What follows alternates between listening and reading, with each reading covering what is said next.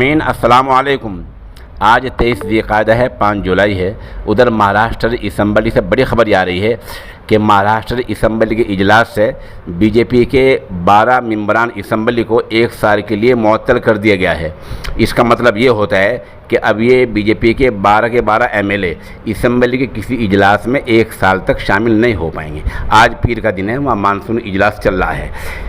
इत्तला में बताया गया है कि बीजेपी के मेंबरान असम्बली पहले तो असम्बली की सीढ़ियों पर नारेबाजी करते रहे, आधा घंटे तक वहाँ एहतजाज और मुजाहरा प्रदर्शन करते रहे। उसके बाद असम्बली में दाखिल हुए तो वहाँ भी नारेबाजी की और जो मौजूदा असम्बली स्पीकर हैं भास्कर जाधव, उनके साथ बदतमीजी की, बदसलूकी की। शिवसेना के जो मेंबरान असम्बली हैं उनके साथ हाथापाई की, धक्का मुक्की की।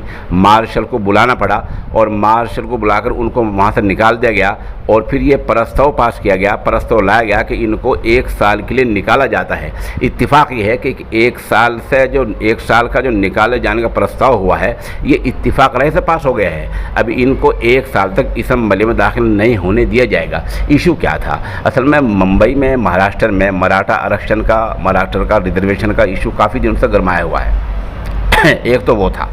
दूसरा, बीजेपी वाले मांग कर रहे थे कि जो वहाँ के निकाय चुनाव हैं, जो बल्दियाती इंतखाबात हैं, उनमें आरक्षण, रिजर्वेशन लागू किया जाए और ऐसे मुद्दे थे। इन इश्यूज़ को लेकर ये लोग हंगामा कर रहे थे, बदतमीज़ी, बदसलूकी ज़्यादा की, तो इनको 1 साल के लिए मुअत्तल कर दिया गया। इनमें जो लोग शामिल हैं उनमें जय कुमार रावल, योगेश सागर, नारायण कूचे और शिरीष पिंगले, संजय कुटे, ऐसे लोग शामिल हैं जिनको 1 साल के लिए निकाल दिया गया है। हम मौके की एक तस्वीर पेश कर रहे हैं।